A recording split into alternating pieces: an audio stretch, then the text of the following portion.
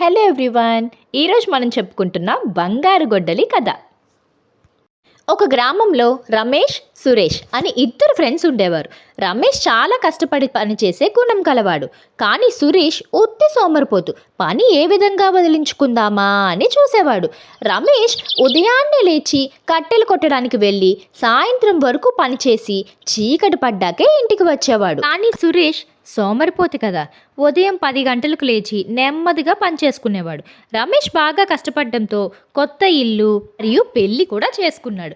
కానీ సురేష్ మాత్రం ఎక్కడ వేసిన గొంగలి అక్కడే ఉన్నట్టు ఏ రోజు సంపాదన ఆ రోజే ఖర్చు పెట్టేసేవాడు. ఇంకా రమేష్ని చూసి సురేష్ ఈర్ష్యపడడం మొదలుపెట్టాడు. ఇక రోజులానే రమేష్ ఒకనాడు ఉదయాన్నే కట్టెలు కొట్టడానికి అడవికి వెళ్తాడు. రమేష్ అలా నడుస్తూ ఉండగా అతడికి ఒక పెద్ద చెట్టు కనిపిస్తుంది. ఆ చెట్టు ఒక చెరువు ఒడ్డున ఉంటుంది. రమేష్ మనసులో ఇలా అనుకుంటాడు, ఈ చెట్టు చాలా పెద్దదిగా ఉంది, ఇంకా మంచి చెక్క ఉంది, దీన్ని నరికి అమ్మితే నేను చాలా డబ్బులు సంపాదించుకోవచ్చు అని అనుకుంటాడు. ఇంకా లేట్ చేయకుండా రమేష్ ఆ చెట్టు మీదకెక్కి కొమ్మ నరకడం మొదలుపెట్టాడు. రమేష్ ఆ చెట్టు నరుకుతూ ఉండగా రమేష్ చేతి నుంచి గొడ్డలి పక్కనే ఉన్న చెరువులో పడిపోతుంది. రమేష్ చాలా కంగారు పడిపోతాడు. అయ్యో, నా దగ్గర ఒకే ఒక గొడ్డలుందే, అది కూడా నీళ్ళల్లో పడిపోయింది, ఇప్పుడు నా పరిస్థితి ఏంటి అని చాలా దిగులు పడతాడు రమేష్. అతను అక్కడే చెరువు వద్దన కూర్చొని దేవుణ్ణి ఇలా ప్రార్థిస్తాడు. ఓ జలదేవా, నాకు సాయం చెయ్యు అని అడగగానే జలదేవుడు ప్రత్యక్షమయ్యి ఇలా అంటాడు, ఏంటి రమేష్, ఎందుకు పిలిచావు నన్ను, నీ కోరికేంటి అని అడగగా రమేష్, నా గొడ్డలి చేయి జారి చెరువులో పడిపోయింది, అది నాకు చాలా విలువైనది అని అనగా జలదేవుడు వెంటనే చెరువులోకి వెళ్ళి ఒక బంగారు గొడ్డలితో తిరిగి వస్తాడు. ఇదిగో రమేష్, నీ గొడ్డలి తీసుకో అనగానే, లేదు దేవా, ఇది బంగారపు గొడ్డలి, ఇది నాది కాదు అని అంటాడు రమేష్. అప్పుడు వెంటనే జలదేవుడు నీటిలోకి మళ్ళీ వెళ్ళి ఈసారి వెండి గొడ్డలతో తిరిగి వస్తాడు. రమేష్ ఏమాత్రం సంకోచించకుండా, ఏమాత్రం ఆలస్యం చేయకుండా, ఇది కూడా నా గొడ్డలి కాదు ప్రభు, నా గొడ్డలి బంగారంతోనో వెండితోనో చేసింది కాదు ప్రభు, నా గొడ్డలి ఇనుము ఇంకా చెక్కతో చేయబడింది అని చెప్పగా జలదేవుడు వెంటనే రమేష్ గొడ్డల్ని చెరువులోంచి తెచ్చి రమేష్కు ఇస్తాడు.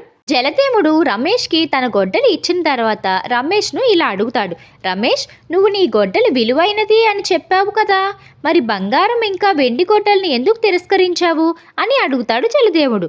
అప్పుడు అతను, అవును ప్రభు, నా గొడ్డలి నాకు చాలా విలువైనది, ఎందుకంటే ఆ గొడ్డలి లేకుంటే నాకు జీవనం లేదు, ఈ గొడ్డలితోనే నాకు జీవనాధారం అని చెప్తాడు.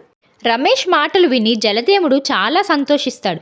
చాలా మంచి మాటలు చెప్పావు రమేష్, నువ్వు నీ శ్రమని జీవనాధారం అనుకొని ఉన్నావు, ఇంకా నీలో కొంచెమైనా అత్యాశ లేదు, నీలో ఉన్న గుణం నాకు ఎంతగానో నచ్చింది అని జలదేవుడు బంగారు గొడ్డల్ని, వెండి గొడ్డల్ని, ఇనుప గొడ్డల్ని రమేష్కు ఇచ్చి మళ్ళీ నీళ్ళలోకి వెళ్ళిపోతాడు. ఈ సన్నివేశాన్ని చాటుగా చూసిన సురేష్ మనసులో ఇలా అనుకుంటాడు, నేను కూడా ఆ చెట్టు దగ్గరికి వెళ్ళి నా గొడ్డల్ని నీటిలో పడేస్తాను, నేను కూడా బంగారు గొడ్డల్ని, వెండి గొడ్డల్ని, ఇనుప గొడ్డల్ని పొందుతాను అని అనుకుంటాడు మనసులో. రమేష్ ఆ ప్రదేశాన్ని వదిలిన వెంటనే సురేష్ అక్కడికి వెళ్ళి తన పథకాన్ని మొదలు పెడతాడు.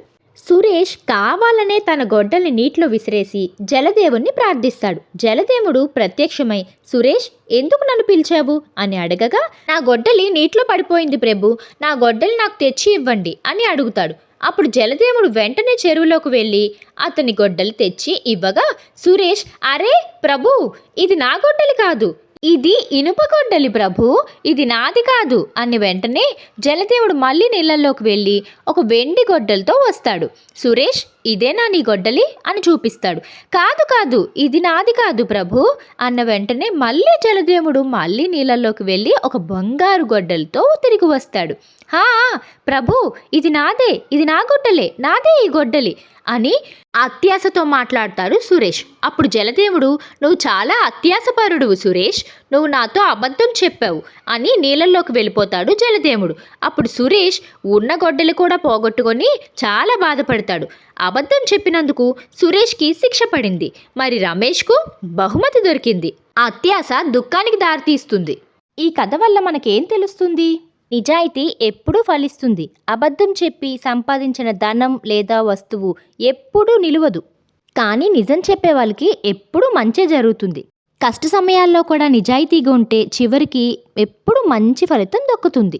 కాబట్టి పిల్లలు ఇప్పుడు అర్థమైంది కదా, ఎప్పుడు నిజాయితీగానే ఉండాలి.